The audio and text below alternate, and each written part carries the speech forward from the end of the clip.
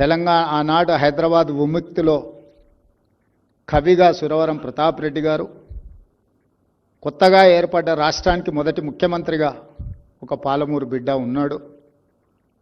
అలాంటి ప్రాంతం నుంచి, నల్లమల అటవీ ప్రాంతం నుంచి వచ్చిన నేను ఎప్పుడూ గర్వంగా గొప్పగా అనుకుంటూ ఉంటాను. ఈరోజు మీరందరూ అభిమానించి మీరు శ్రీరామ్ సార్ అని పిలుచుకునే బిడ్డ కూడా పాలమూరు బిడ్డ వారి పుస్తకావిష్కరణకు రావడం అనేది యాదృచ్ఛికం, కానీ ఇది దైవ సందేశమే. ఎందుకంటే ఏ కోణంలో చూసినా ఈ పుస్తకావిష్కరణ నేను రావడానికి అవకాశాలు చాలా తక్కువ ఉన్నాయి. ఎందుకంటే నేను పుస్తకావిష్కరణలు కానీ లేకపోతే ఇలాంటి కార్యక్రమాలు కొంచెం తక్కువనే, నేను రాజకీయ కార్యక్రమాలకే ఎక్కువ ప్రాధాన్యత ఇస్తా. అక్కడైతే మాకు స్వేచ్ఛ ఉంటుంది మాట్లాడడానికి, మేము మాట్లాడిందే అక్కడ ఫైనల్. ఇక్కడ అలా కుదరదు. ఆచి తూచి తూకం వేసి ప్రతి పదాన్ని ఒద్దిగా పేర్చి మాట్లాడాల్సిన పరిస్థితి ఉంటుంది. మళ్ళీ దీనికోసం చదువుకోవాల్సిన బాధ్యత ఉంటుంది. అందుకే నేను ఎక్కువ అలాంటి కార్యక్రమాలకు వెళ్ళను. కానీ అందశ్రీ గారు వారు ఖచ్చితంగా నాయన నువ్వు రావాలి, నేను ఆత్మహత్య చేసుకోవాలని భావించినప్పుడు వారి నీడ నన్ను తాకింది. నా జీవితంలో గొప్ప మార్పు ఈరోజు అందశ్రీని కాగలిగినని వారు చెప్పినప్పుడు తప్పకుండా వెళ్ళాలి, వెళ్ళి కలవాలి అని ఇక్కడికి వచ్చిన. నేను రావడం మీ అందరినీ చూసిన తర్వాత నా నమ్మకం రెండింతలైంది. నిజంగా వారు గొప్ప వ్యక్తి. నేను స్వయంగా తెలుసుకునే అవకాశం వచ్చినా రాకపోయినా మీ అందరినీ చూసిన తర్వాత అందశ్రీ నుంచి మొదలు పెడితే నూరి దత్తాత్రేయులు వరకు వారిని వ్యక్తిగతంగా అభిమానిస్తున్నారు అని అంటే ఖచ్చితంగా వారు ఆదర్శంగా తీసుకోవాల్సిన గొప్ప వ్యక్తి అని నేను ఈరోజు భావిస్తున్నాను. తెలంగాణ సమాజం కవులకు పోరాటానికి స్ఫూర్తినిచ్చిన గడ్డ. అది గూడ అంజన్న కావచ్చు, దాశరథి కావచ్చు, కాళోజీ కావచ్చు, అందశ్రీ గారు కావచ్చు, గద్దరన్న కావచ్చు, గోరెటి వెంకన్న కావచ్చు, వీళ్ళందరూ కూడా పోరాటానికి, తిరుగుబాటుకు, ధిక్కార స్వరానికి వేదికలై ప్రజలకు ఒక స్ఫూర్తిని, ప్రజలకు స్వేచ్ఛను, ప్రజలకు సామాజిక న్యాయాన్ని, ప్రజలకు సమానమైన అవకాశాలు ఇవ్వడానికి సర్వం కోల్పోయి వాళ్ళు అండగా నిలబడ్డ సమాజం తెలంగాణ సమాజం. చాలామంది మేము ఉద్యమకారులం, ఉద్యమాల నుంచి వచ్చినామని చెప్పుకుంటూ ఉంటారు. కానీ నిజమైన ఉద్యమకారుడు ఎవరు? నేను ఉద్యమకారుడిని అని చెప్పుకోలే. దానికి ఉదాహరణే అందశ్రీ గారు.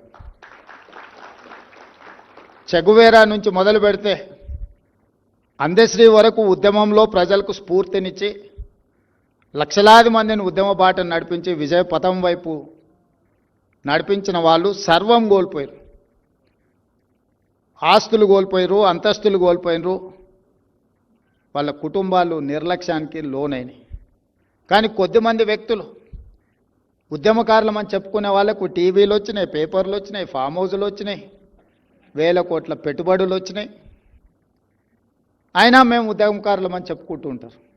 ఈ రెండిటికున్న అంతరం ఏందో అందశ్రీ గారే చెప్పాలి. నాకైతే అర్థం కాలే ఇప్పటివరకు. మేము ఉద్యమాన్ని కూడా ఆసరగా చేసుకున్న రాజకీయ నాయకులమే అని నేను అనుకుంటా తప్పితే ఉద్యమకారులనే గొప్ప పదాన్ని మాకు మేము ఆపాదించుకుంటే అది సరైనది కాదేమో అని నేను అనుకుంటా.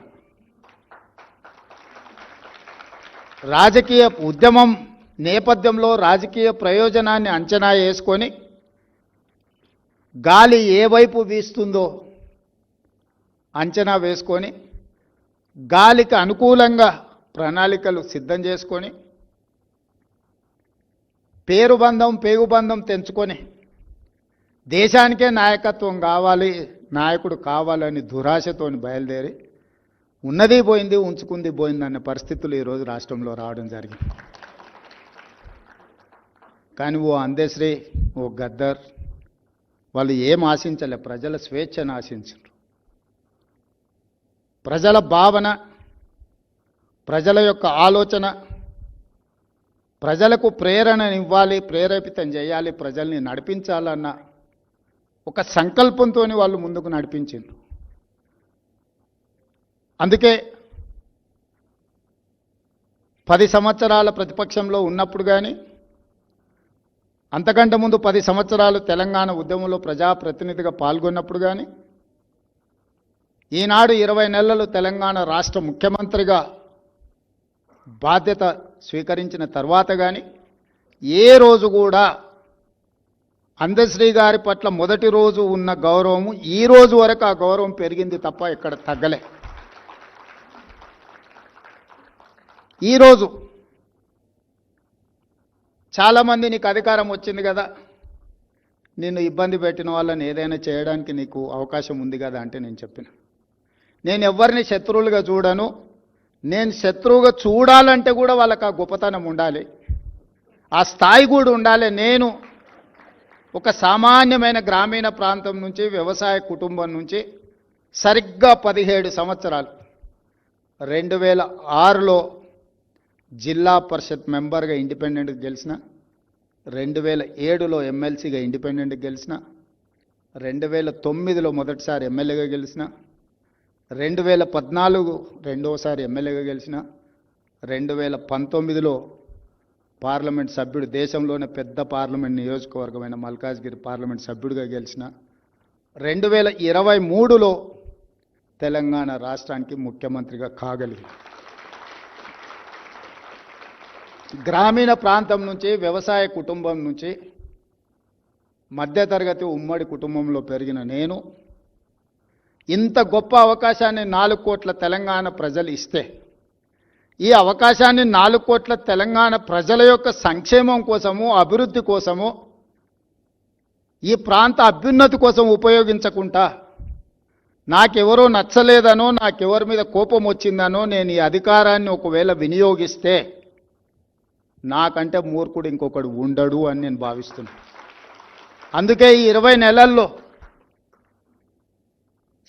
నెలల్లో వాళ్ళు చేసుకున్న పాపాలకు వాళ్ళు పోతారని నేను కర్మ సిద్ధాంతాన్ని ఎక్కువ నమ్ముతా. మనం చేసుకున్నది మన ఎంబడి వస్తుంది, ఎవరెంత చేస్తే వాళ్ళకి అంత వస్తుంది, వాళ్ళు అనుభవిస్తారని నేను ఎక్కువ నమ్ముతా.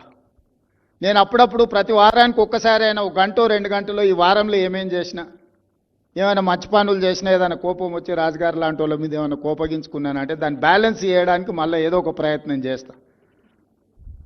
అప్పుడప్పుడు వస్తుంటుంది, అనుకున్న పని అనుకున్న సమయానికి జరగకపోతే ఓసారి విసుగు వస్తుంది, ఓసారి అసహనం వస్తుంది, ఇంకోసారి కోపం కూడా వస్తుంది. ఆ కోపం వచ్చినప్పుడు ఎదురుగా ఎవరైనా ఉంటే వాళ్ళ దురదృష్టం, నా తప్పు కాదు అది.